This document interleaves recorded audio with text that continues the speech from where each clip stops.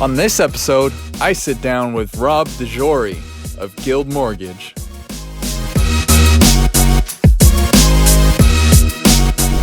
Tell me how you feel about deadlifts. I feel awful about them, but I'm using a lot of 10, so it looks like I'm doing more weight. It's a trick.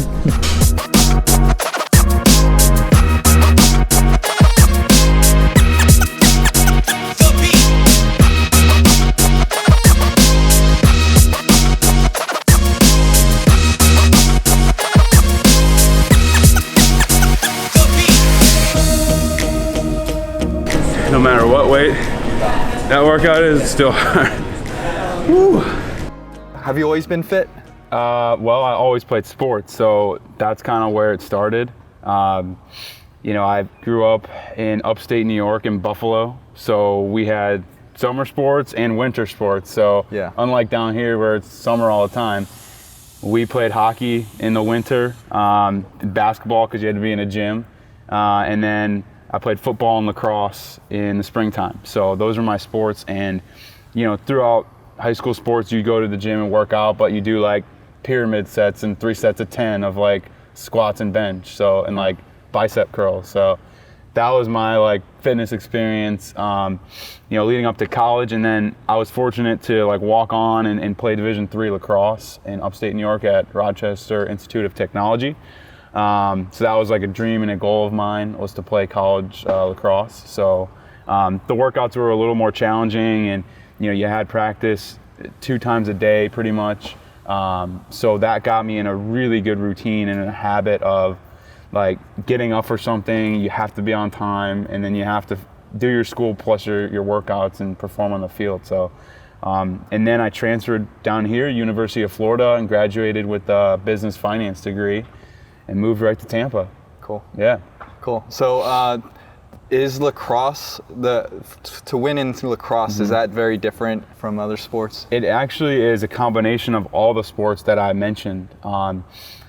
The offense is similar to hockey and basketball. And I would say defense is close to basketball and football too. So you're constantly on the move. Yeah, and you're defending where you're turning your hips to the guy and then shuffling your feet to block him from going to the goal. So lacrosse kind of since I'm only about 5'9", 8 on a good day, that was a sport that I did well in, because you don't have to be super tall to play Division III lacrosse or be good at lacrosse. So you just have to be coordinated and quick. I love lacrosse. That's what I ended up playing all throughout college and then post-college. Cool. And so was there someone you looked up to, what inspired you to be, this multi-sport athlete? Is that something from your family, or from an active family? Or? My father and uncles played football.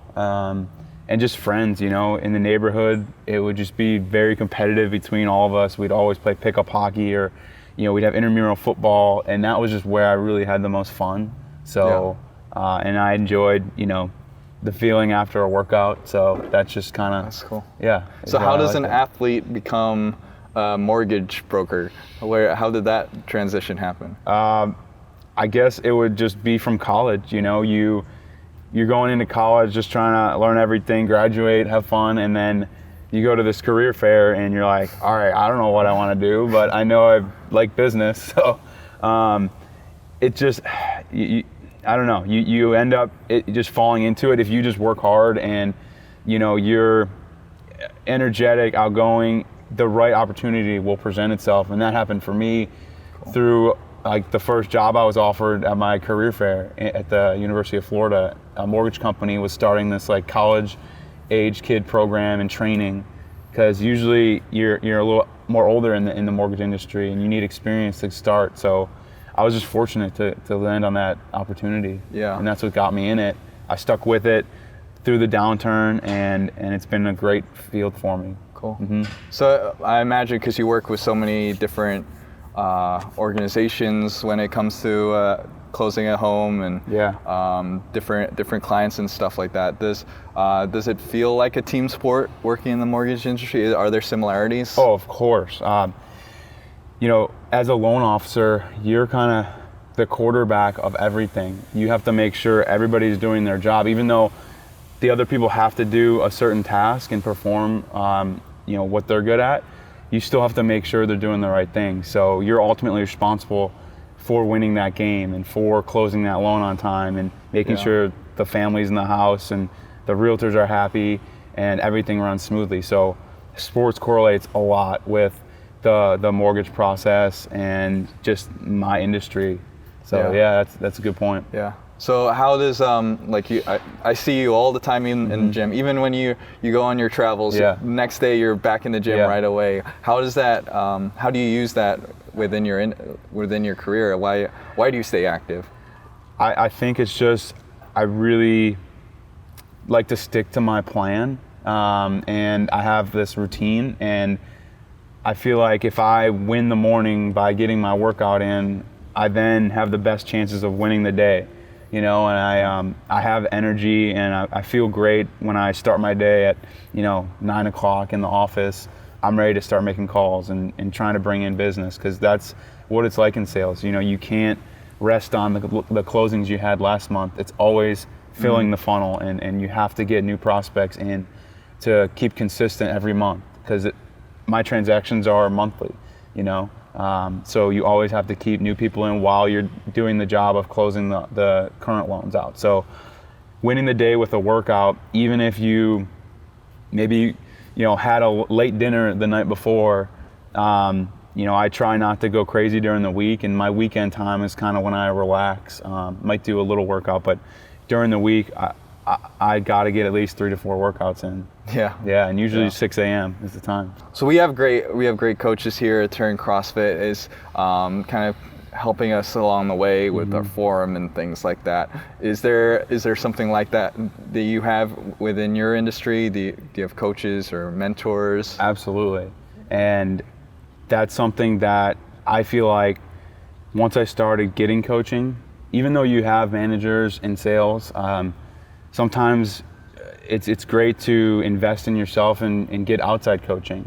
And that's what I did. I paid a little extra money to get private coaching in my field. And it was very specific to the mortgage industry. And that's when I feel like my business just went to the next level. Because like your form, they're just small little tweaks that really help in the long run. So that I've been doing it probably 3-4 years, same with CrossFit. And I just see my business go, from closing, 3 to 4 loans a month to like 8 to 10. So it's really, really been a great thing to do is have coaches in your life, whatever you're doing, whether it's nutrition, fitness, business, coaches do make a difference. Yeah, and you recently won an award. Tell us about that. Yeah, it was through my coaching program. We have small groups of top producers, and you have a semester and there's homework and statistics. So I was one of the top the top person in my group. So got this Rhino Award. So it was pretty cool. Rhino Award. Yeah. The little rewards help. It was nothing monetary, just a little trophy, but hey, I'm displaying that thing proud on my desk. Yeah, I bet. It's awesome. That's awesome. That's awesome. Tell us more about what it takes to do well in the mortgage industry specifically. Yeah. I would say routine's a big part of it. And CrossFit is great because you walk in and your plan's on the board. You don't have to think about what you're doing. There's a warm-up, there's a strength, and then there's a workout of the day. And I kind of do the same thing in my business. I don't have to think about what I'm doing that day, although, checking when meetings are, but I know on Mondays I'm doing a certain thing in the morning and I'm calling these specific people.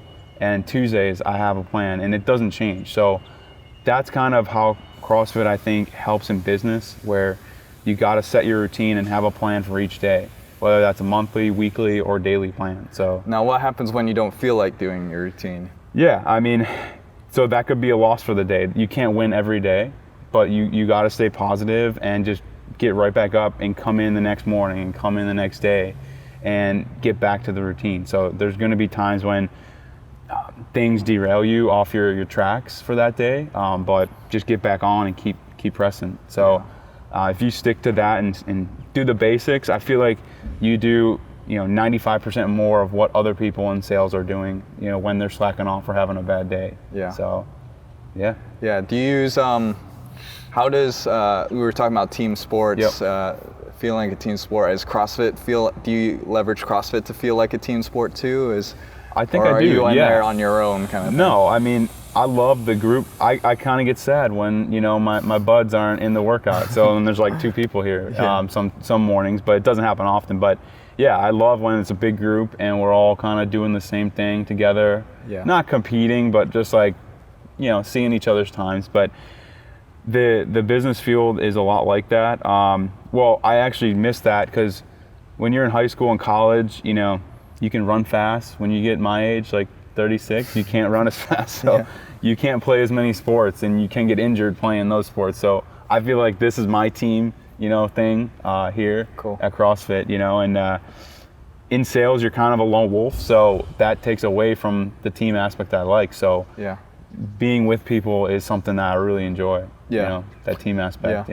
And the community, you know, we were talking about the community aspect. You know, there's something I do here in Tampa called On Bikes. Right. I'm on the board of directors there. It's a charity that we raise money to give bikes back to foster kids for the holiday time.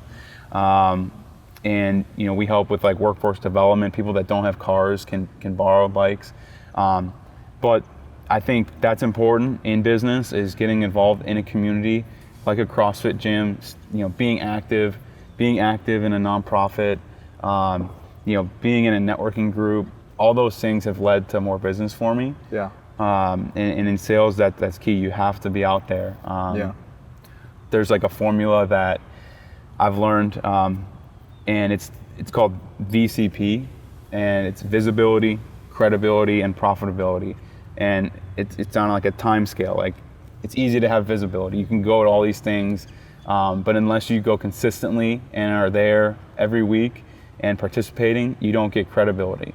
So then once you're doing it a lot, you're visible and you go consistently, you're credible, that leads to profitability when people ask you to do their mortgage or, you know, hey, can you help me with this kind of thing? So you got to build that trust. Yeah. I was going to ask about that. What's your mindset when you're in these communities? Because no one likes the guy that's the sales guy, wants to sell them on everything. So what's your mindset when you're building relationships in a community? Yeah, it's just you can't expect a sale when you meet someone right away. You have to learn to build trust in someone and build a friendship first and get to know that person, and then naturally sales will just come, because if you're doing your social media right and you're branding yourself right, you don't really have to ask for the business, although it's good to ask for business, but you don't have to. They if they have a need, someone will reach out to you if they trust you, you know. And that's kind of what I've seen over the years, you know, being in this, 10 plus years, is just being active in branding and social media, letting people know what you do, makes it easier where it's not as awkward to ask for a sale, you know. Right. What does branding mean to you? What's the right branding? I guess my definition of it would be letting as many people know what you do as possible, okay, in a cool way. In a cool way. Yeah, so you can't always be blasting business stuff on your Facebook and social media. You can't just post a flyer and expect people to read it and relate it to their life. So I try to have a good mix of personal and business stuff that I kind of promote. Yeah, that's very cool, very cool. So just tell us more about On Bikes, how people can get involved. It sounds like a very cool thing. It's in the awesome. Community. We actually have a huge event coming up December 14th at Curtis Hickson Park. And we basically have a bike parade on Bayshore. Everybody dresses up in Santa costumes, and then we come back to the park and have a big party. CeeLo Green is playing. Oh, cool. And DJ Jazzy Jeff, Will Smith's sidekick. He's awesome. That's like our biggest fundraiser. The tickets proceeds go all to buy bikes for foster kids. We build at least 800 bikes to give out to the police department, the Boys and Girls Club, and Eckerd, to the foster program. So follow them on Facebook or Instagram, onbikes.org. And come help out, come to an event and see how fun it is. So we try to be like a fun nonprofit. It's really, really good time. Cool. Well, thanks for making time to Absolutely. share with us. You got it, man.